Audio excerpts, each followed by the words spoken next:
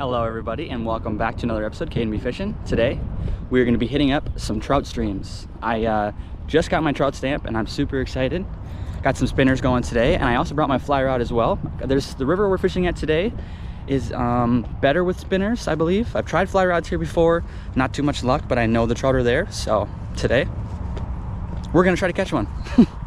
I'm going to hit up a few different spots that I know of that I've caught trout at in the past, and hopefully we just get super lucky and get a couple. But I mean, really anything we catch is a bonus. So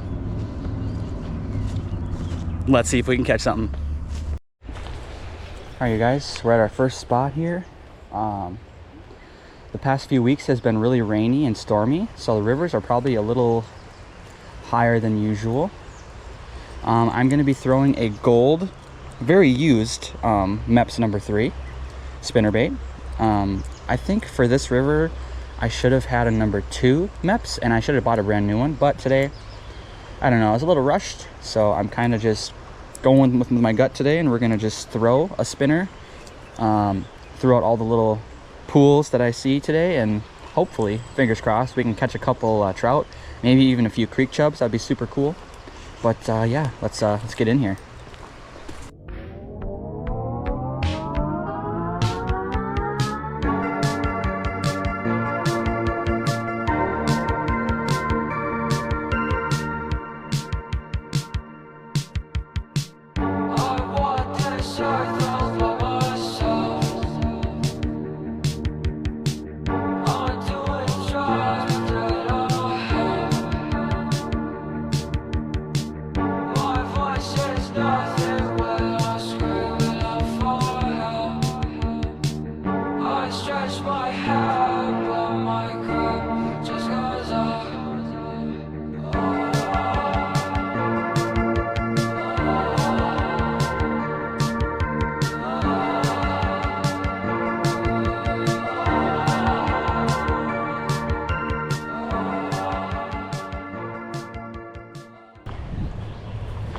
Whenever you're trout fishing with a spinner, it's important to, I don't know, try to work this bait as best you can. And the best way I've found to work these baits is you want to cast a little upstream from wherever you are, depending on how fast the water is. Cast a little upstream across the river.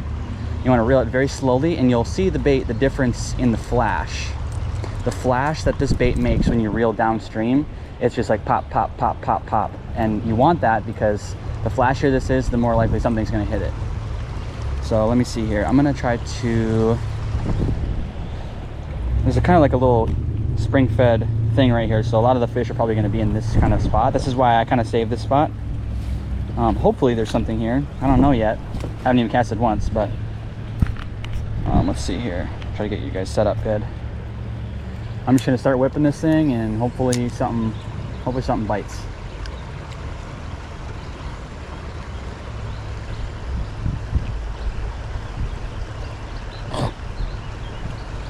Definitely some creek chubs. Saw them kind of following it there. Just for only a minute. I have caught a really decent trout here before in the past. It's always really hard to get them to bite here though, because a lot of people also fish here. And so most of the time when people fish here, they keep every single thing that they catch essentially. And I'm not so much about that. Every once in a while I try to keep a trout, or a fish. Usually I just catch and release, so.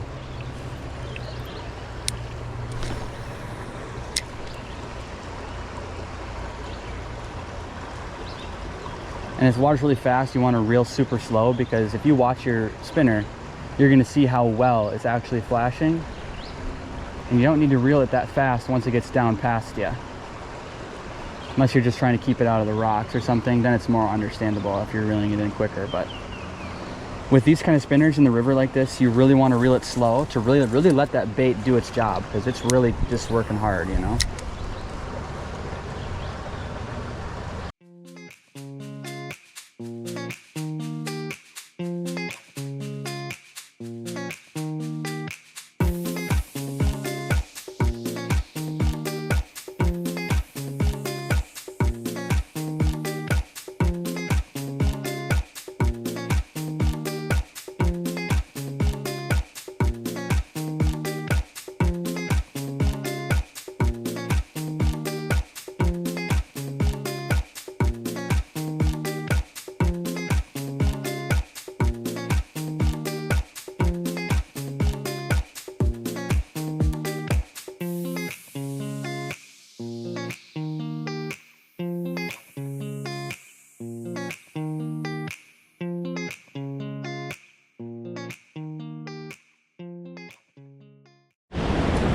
All right, guys, I got a new spinner on here, a little one. I don't have a number 2, I only have a number 1 and a 3, so this one's a little smaller than I would like it to be, but we're gonna be fishing behind these pillars here. And sometimes there is trout behind them, sometimes there's not, so hopefully today, fingers crossed. I don't know what that was. Fingers crossed, Jesus. Y'all need Jesus.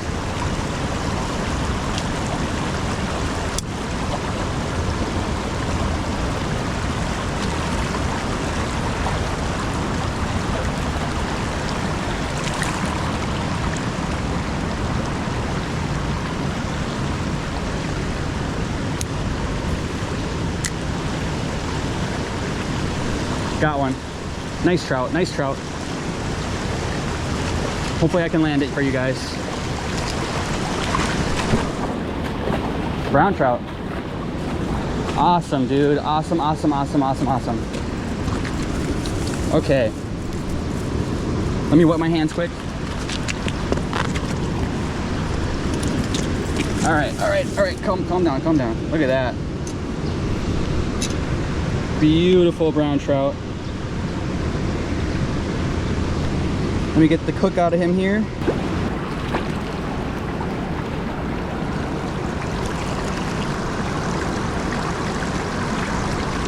I'm gonna hold him here for a minute just to get him his bearings back. Well, if he does not make it, I will definitely keep him and eat him. I don't have anything to carry him with or nothing. Man, I did bring a stringer, so I have a stringer. Wow, he really died, huh? He's still breathing.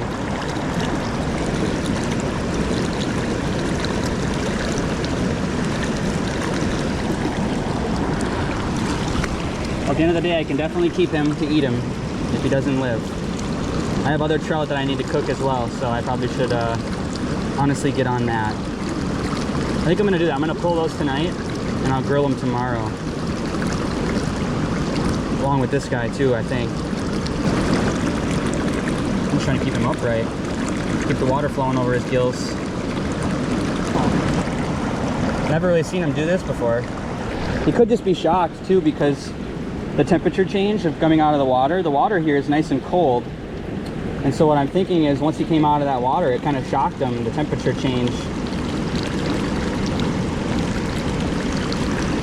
This definitely sucks. I would like to let this fish go, but I don't think he's gonna make it, you guys. I'm trying really hard to get him to make it, but you know, like I'm keeping him alive doing this, but barely. I'll sit here for a while though, just to see if I can get him to get his wheels back. If not, then I'll have to keep him. These are my favorite fish, so it really bothers me when they die. I don't want to kill any. I'm gonna stay here for a little while longer and just watch him. I don't want to leave because if he does not make it and dies, I don't want to waste him. I want to make sure that I take full responsibility for these resources that I impacted. And he won't go to waste. He will definitely be eaten if he does die, but I don't want him to die. I want him to live. So I'm gonna stand here for a little while longer, watch him, and just watch over him, make sure he doesn't, you know, turn sideways and float downriver and die. So unfortunately, this does happen sometimes in fishing, so you just kind of gotta do your best. Sometimes there's nothing you can do, but sometimes if you let that, as you're reeling your bait in, you know, if you let a fish grab it for too long before you hook them, it can really hurt them and kill them. So you want to make sure that you're doing right by those animals when you're doing the fishing. Like right now, he's kind of turning sideways. I don't like that, but he also is probably pretty tired, so.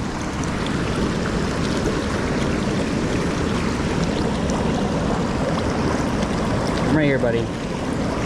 I got you. You just keep sitting in the current.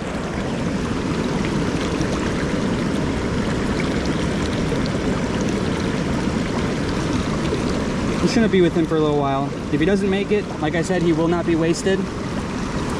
But I would really like for him to live if possible.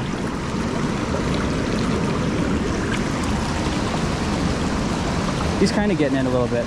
The more he fights for it, the better.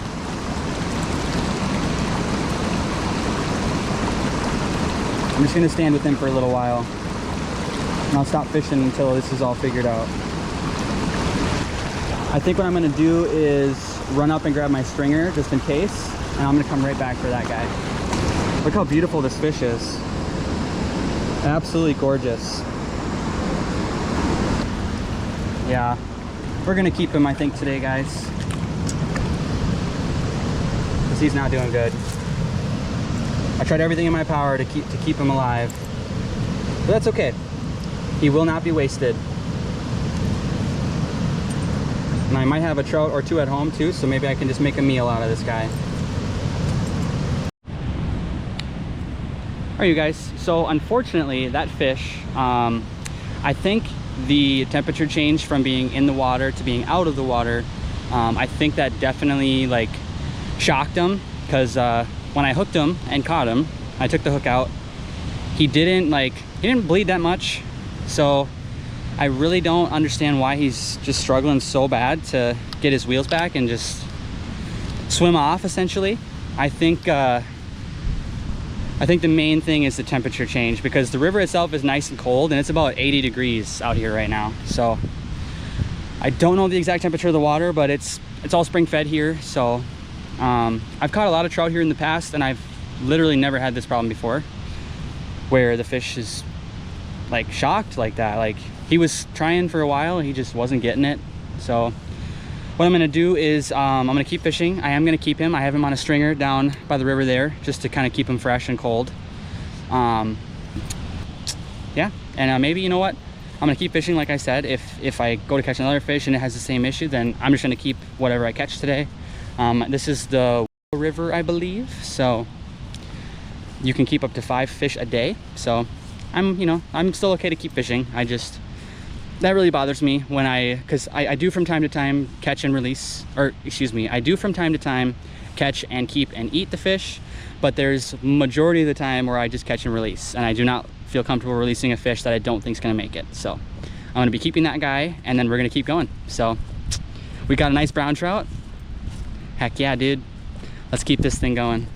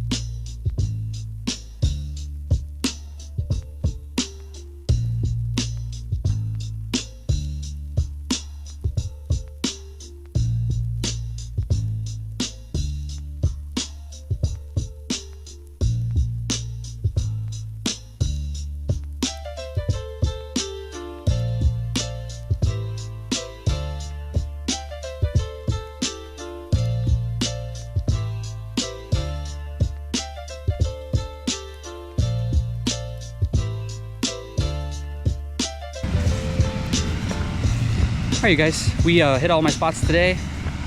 Caught one nice brown trout. Unfortunately, he didn't make it, so we're gonna keep him, take him home, put him in the freezer, and it's been a pretty fun day. I got to hit up a lot of the rivers and the spots I wanted to do, so that was really good. I'm really thankful and glad. I will see you guys in the next one.